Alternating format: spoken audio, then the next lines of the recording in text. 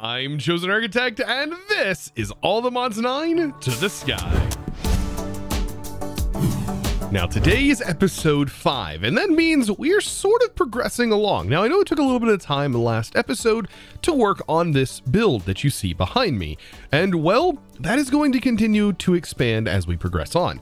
But today, there's a couple of things we need to work out, and potentially kind of remove ourselves just a little bit from sieving. However, sieving will eventually become the primary way we gain a ton of our resources. And so when I say a new way of gaining resources, I am talking about mystical agriculture.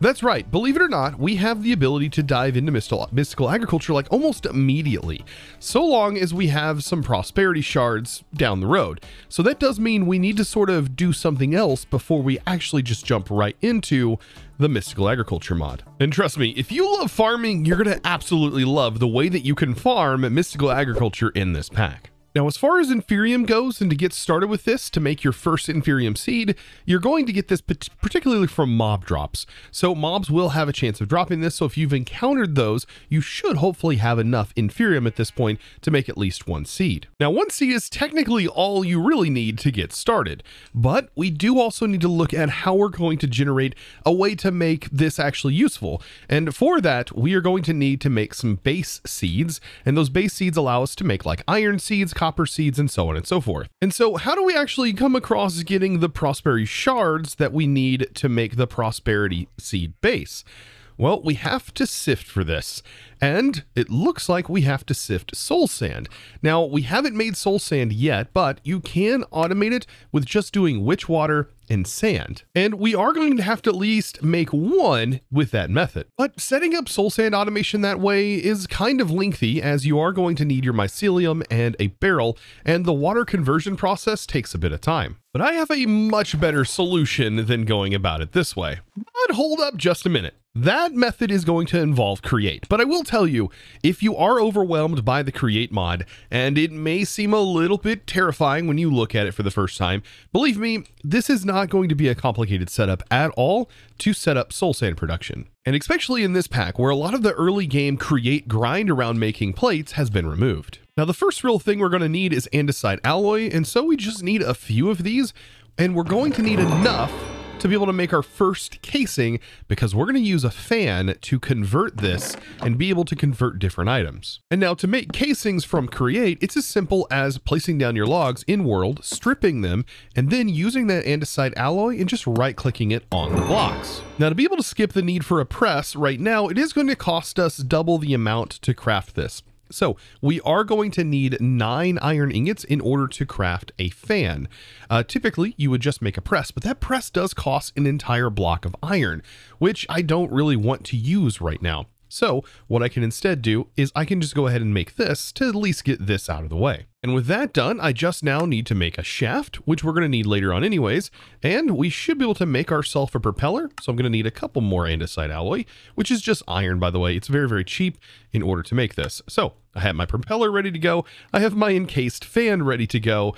And technically you don't need a depot, but a depot is kind of nice for some initial automation. And we do have that, so we might as well put it to use. And then last but not least, to be able to haunt from create, which is this section right here, we just need to make a soul campfire utilizing that one soul sand that we just made. And this is almost everything, because we need a hand crank. So a hand crank is going to allow me to just by hand crank this up, but I think we should probably make something very, very soon to alleviate that. Now keep in mind, this is all to just sort of jumpstart our progression into the mods. That's what this is all about. So let's go ahead and get our fan placed in, and we'll notice it is facing this way, and I'm going to place a campfire in front of it. And then I'm going to place the depot right afterwards. So we have our campfire. It's going to blow onto we have the fan, then we're going to blow into the campfire, and that is going to haunt anything that is in this depot. And then on the back, we can create our rotational power for create by using a hand crank, just by doing this. Now notice, whenever I'm just right clicking, this is actually pulling, and we don't want it to do that. Instead, I have to hold down shift, and that's going to rotate it the opposite way, and we'll see this is now pushing. But we don't have to use a hand crank for very long. Let me go ahead and grab some sand, and we can go ahead and try this out. I'm going to put sand on here and do this by hand for right now. And you'll notice the particle effects on there. They are going, but it's going to take a little bit of time to do an entire stack. If you do just a single item, it doesn't take as long, or 16. The mod typically likes items in 16 amounts. That typically seems to be like the most efficient, but we can exchange this out for just a simple water wheel in this pack, because I don't want to be doing this by hand forever. It also eats away at your hunger bar and your saturation bar while doing it by hand. And water wheels couldn't be any cheaper to make, and they've become so easy to use now that there's no reason not to get into this mod. So all I have to do is place this in, but first let's remember what direction this is spinning. So we notice that it needs to spin in this direction into the actual clockwise direction. And that's important because we can force this to spin in the clockwise direction by making sure our water flow is coming from this side. And it works just like real life. So there we go. We now have this spinning, and that is more than enough. Actually, this only needs like its lowest amount of stress, which is what this generates, to generate 1 block in distance. And look at that. It is already haunted. And so now we have an entire stack of soul sand. And if you remember what we were working towards, we need to sift this in order to get a few things. Well, we're going to want netherwort. This is going to allow us to easily get into making potions down the road. And we can already, I think, make potions if we had a brewing stand. I think we might still need a blaze rod, but we do get prosperity shards, and that is the most important, allowing us to build our resource empire very, very quick. So let me go ahead and haunt and sift a few times, and we are going to dive into mystical agriculture. Now, one of the easiest ways to automate this early on without making pipes, which I know is kind of crazy that I'm on episode 5 and I haven't even crafted any pipes yet, but you can actually filter very easily with a hopper, for example, with this depot. So I can go ahead and place sand on top, and now that I have a little bit of soul sand, just by placing the items inside the hopper, it is now technically filtered. So I can grab like 4 stacks of sand, and I can place it all in here like this. So, or 5 stacks of sand. And then this is going to place 1 stack at a time, and it's only going to allow into this hopper the soul sand. So technically it's filtered. Now, yes, this is very cheesy and very cheap, but I just wanted to show that. So now with a beautiful amount of prosperity shards, let's now make our first inferium seed. So the inferium seed, all we have to do is place it down and start growing it. And we can actually grow it by holding down shift. And so if you just hold down right click and continue to shift, you'll end up getting a bunch of these. But something to note that we can change this farmland by right clicking on here. And what this is going to do is it's going to increase our secondary chance of getting seeds. That's what that secondary chance means right there. So whenever we do this, we have a chance of getting some seeds and also extra output of inferium essence. And it didn't take me very long, and I already now have another seed. So I definitely recommend to expand the growth of this to do this. And you can hold down the vein miner key. And so I basically have my middle finger on the grave key, and I'm hitting shift with my thumb. And this allows me to harvest these incredibly quickly. And I'm able to duplicate my seeds very, very fast in doing so. Now, another amazing thing to note about this farmland is it technically doesn't need water. So whenever you do this to your tilled soil, it no longer has to have a water source here. Now, I may have one of the oddest early game play styles, but believe me, that's just how my brain works. I'm kind of optimizing or trying my best to optimize one of the best ways to progress early game. And now when it comes to this mystical agriculture setup, I feel like even though this is manual at the moment, it is going to be far less manual than doing the sieving by hand. Now, of course, getting the sieving set up later on is going to be very, very beneficial and a lot of fun. But for now, before we can even set that up, we're going to need ways of generating tons of iron, and I just don't want to have to sit there and sieve forever. So with that stated, let's talk about this next part, which becomes very, very grindy very, very quick, but there is a way that we can make this a lot less grindy. And for one, just being able to essentially harvest and grow these instantly is one grind right out of the way. But that major grind is going to be making and handcrafting these inferium infusion crystals up until we can go all the way up to a master infusion crystal. Now, early on, we don't have to go all the way to master, but we definitely are going to have to handcraft each of these tiers of infusions for the early game part. And this was one of the major reasons for needing prosperity shards, because we're going to need higher and higher tier essence in order to craft things like iron seeds and other nice seeds that we're going to need along the way. So I guess without further ado, we might as well start crafting a few different ones, including the Inferium infusion crystals, which we're going to need quite a few of. In my opinion, I recommend crafting at least 4 right off the bat if you can, because you're probably going to use every single one of them. And then I just need to work towards upgrading these, for example, into Prudentium, which is the next tier. And this is going to utilize the durability on these. And I don't think that these can be repaired when they're in our inventory. It doesn't look like them. Even though we do have a repair talisman, these use some sort of different durability. And immediately after upgrading our essence, we probably want to change our Inferium farm into the next tier. And we want to continue this goal until we have Supremium down the road. That is going to just guarantee the fact that we are going to get more base Inferium essence. And then of course, we can upgrade to the Prudentium version, and this is going to allow us to level up even further. So it's just repeating this process, but this particular essence is what a lot of our ore seeds are actually going to be used to make. So you can see there's a glowstone seed, blitz, we have rabbit, there's seeds for all kinds of stuff. Redstone is on this tier, tin, iron, all of the basic materials that we're going to want is going to be on this particular tier. But early game, there's also a lot of other seeds that are well worth making. For example, water and fire seeds. You definitely want stone and dirt seeds, as this is probably one of the few ways that you can make dirt very quickly. And then there's also wood seeds. Dye seeds are fantastic. Those are another amazing one that you can generate. Now over here in my bookmarks, I have some nice seeds that are definitely worth making right away, as soon as I can anyways. So earth seeds, water seeds, fire seeds, stone, there's dirt. Nature seeds allow us to make different crops. Nether, and I should be able to make all of these, by the way. So they only require 4 of the base, but then we also need the essence, and we also need an infusion altar. So that is something that I'm going to be working towards definitely as I start to level up all of our base Inferium seeds. And the infusion altar can be made very, very early on. You're just going to need 8 pedestals and your base infusion altar. And this is what you'll use to hand make the majority of your seeds. And it even shows you where these need to be placed and makes it very, very easy to get this started. This isn't where this final resting place is going to be for this thing, but at least early on, this is going to be a great starting area. Because the sooner I have all of these resources, the sooner I can continue my build. Now, one of the big things when starting to use this infusion altar that may be a little confusing is it's going to need a redstone signal. So you can place this in any form, doesn't really matter, so long as you have the right ingredients. And in the middle, you see I placed it in, and it says it's going to produce earth seeds, but it does, like I said, require a redstone signal. And as soon as you give it to it, it's going to craft it up.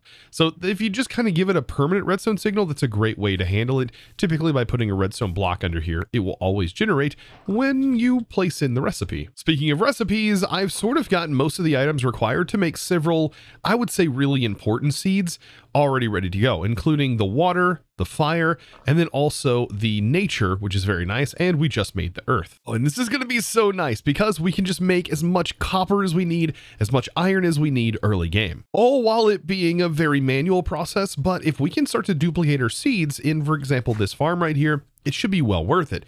And I'm almost positive we can.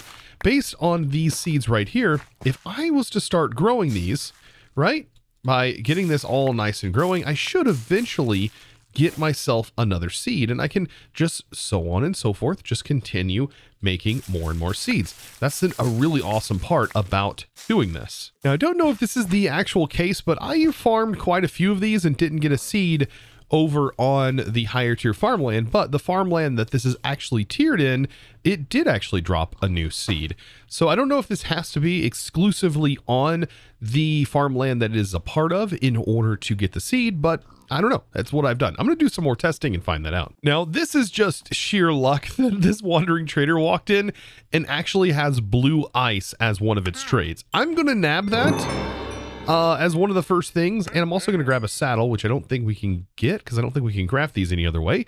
So I grabbed those items right there, and I might as well even grab some cabbage seeds. I don't know if we have those yet, but this guy right here just traded me blue ice. That is fantastic because I think this is one of the things that we can use in the extractor, I believe, to generate a bunch of other resources, including more ice. But if you do not have access to ice at this current moment and you haven't gotten a trade, there is actually a way that you can do it with the Chem Lab from Alchemistry. There is a very easy way. All you have to do is get yourself some water, some base water, inside of a compactor. And the water, by the way, is something that you get from an atomizer just by feeding it water. It just requires a little bit of power. I think in the future we'll definitely dive into some more of that alchemistry because there's some pretty powerful stuff we can make with it. So by the way, after a bit more testing, yes, you can get seeds from the higher tiers because I ended up doing that, but I don't know if it's a higher rate or not. Yeah, it's definitely not a higher rate over there. This has 11% chance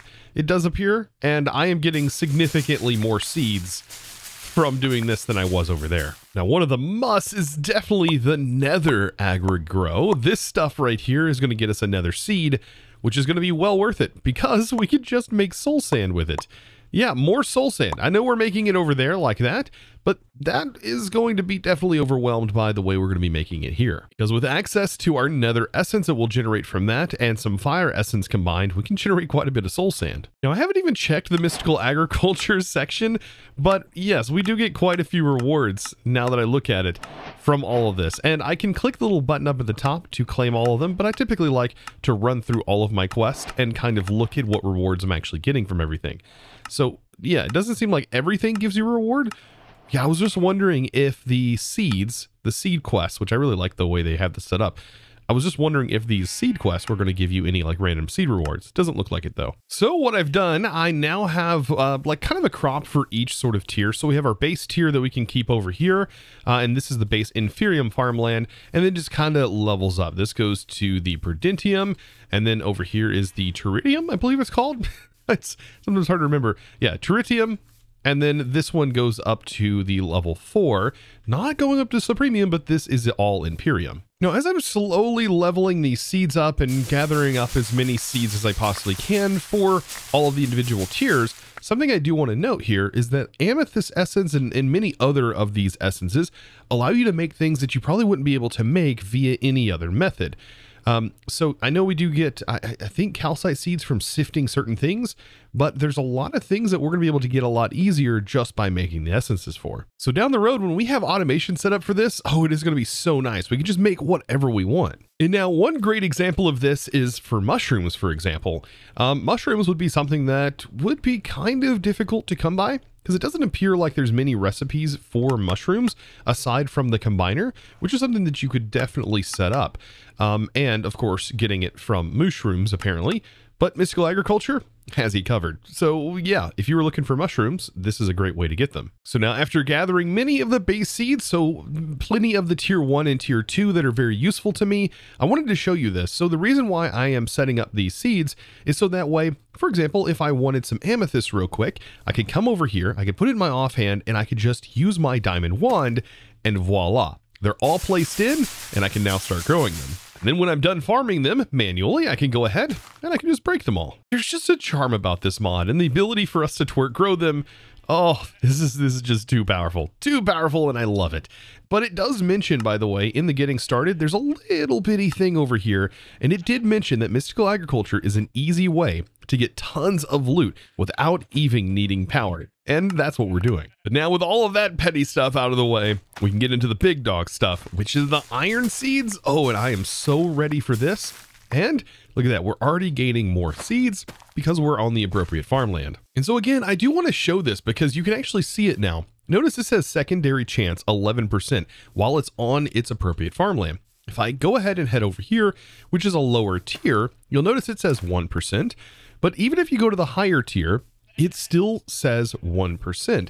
So it is a better chance of getting the base seeds off of the actual soil that it is a part of. So in this case, it's a part of the Teritium tier. And seeds I need. I'm about to start working on tier 4 materials, but I noticed over here the Disco Llama and the Wandering Trader that just spawned.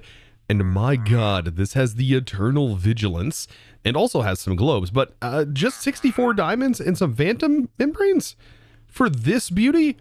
That is an easy yes. Okay. Diamonds and Phantom Membranes I have. Now, I don't have enough Phantom Membranes, but we can actually EMC most mob drops. And if I grab out some Ender Pearls, I can exchange these Ender Pearls right here for this. So let's go ahead and take this, set it into the slot, and then I'm just going to define all of the ender pearls, and it looks like I'm going to be exchanging quite a few ender pearls for this, and I am completely fine with that. And this sword is about to become my friend. Sharpness 10? Mending? Okay, so life mending is a little bit of a downer, but not too bad. Looting 5 and unbreaking, and it even has scavenger on there. So mobs killed will re-roll their loot table twice. That's an insane sword. I will take this. And there we go. And I still get to keep a phantom membrane for use later on. Now, typically I would try to stay away from life mending, but it's not going to be that big of a deal because we have a repair talisman. So now that I have this sword, there's only one thing left to do with it. Well, I'm sorry, buddy. There we go. We can now two-shot these, and I think two-shot these guys as well. And I got 4 leather off of that one. That is so good. And this name for the sword couldn't be any better. Eternal Vigilance. I'm going to be forever awake and alert. Now, back to those tier 4 seeds, right? I have the ability to craft them, and there's only 2 that I really want as of right now, and that's an osmium seed to be able to get into more mechanism stuff, and then also the steel seed. But the steel seed has a catch. To be able to make the steel seed, you need 4 one-time compressed steel blocks, which means they require 9 steel blocks for 1, and, well, these also require iron, but there is a way that you can actually craft them quite easily, and that's inside the metallurgic infuser. So all we have to do to craft this is we just need a lot of coal, and we also need a lot of iron, and thankfully, we've already made the seeds for that. And this makes this a very, very nice process.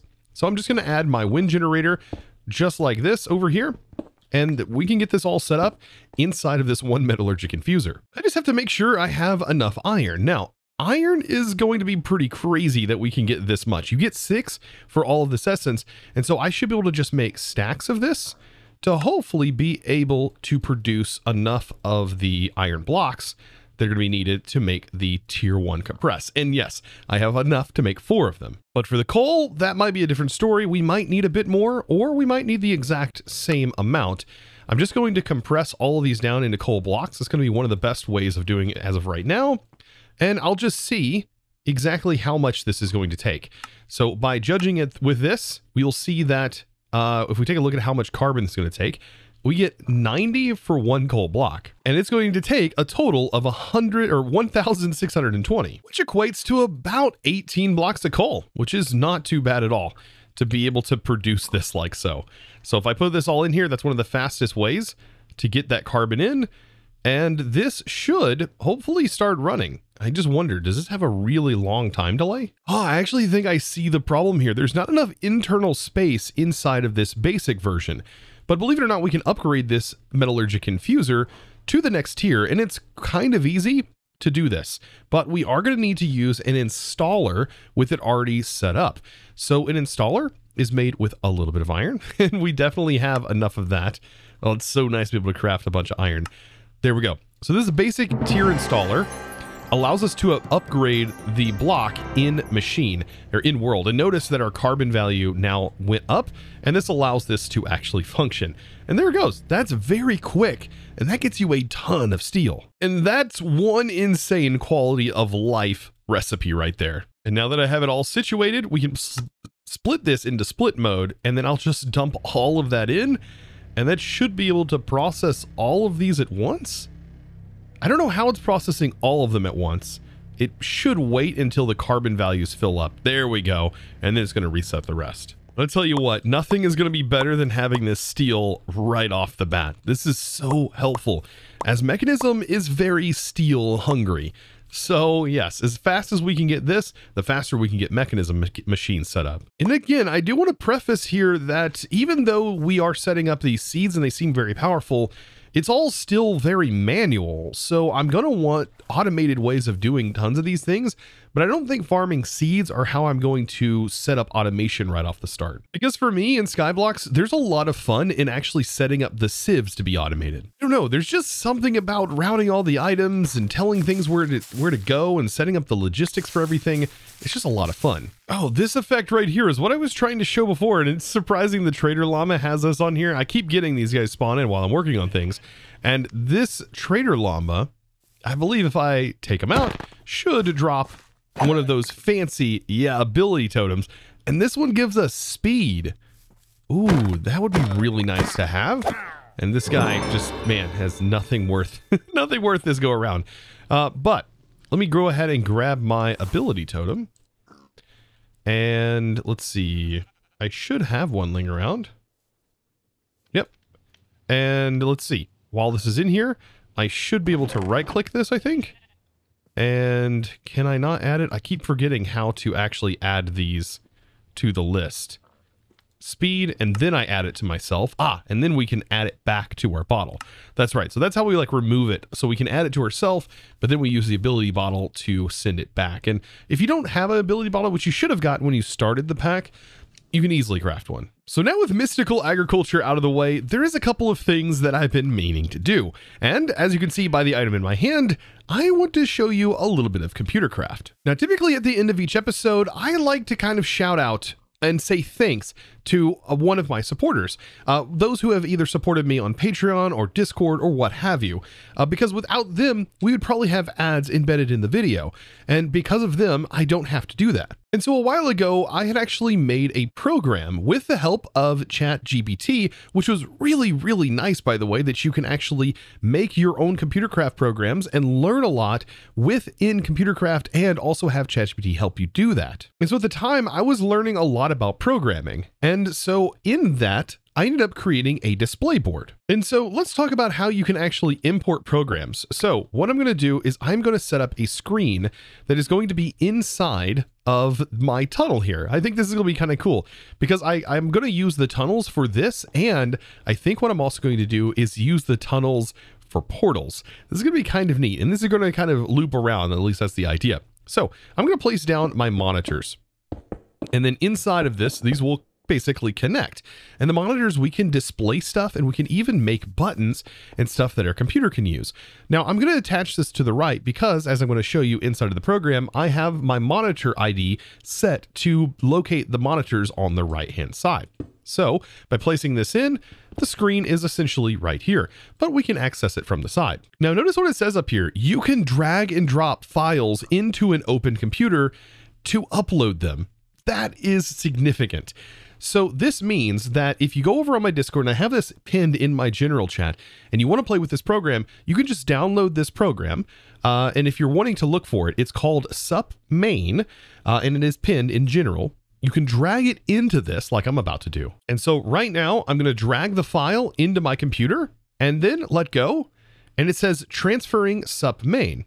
So now SUP main is on the computer and inside of here with that file name. So we should be able to type in here and we should be able to type edit SUP main. And when I do this, it opens up all the configurations for this program that I had built out. And this is not just a configuration file. This is the program itself. So all of these different parameters do different things, and you do not have to be familiar with how everything works in order to use Computer Craft. There's a ton of people on websites who have built programs that work perfectly in game. But knowing how to edit them like I just did is significant because you are going to have to sometimes pop in to figure out how things work and to change certain parameters.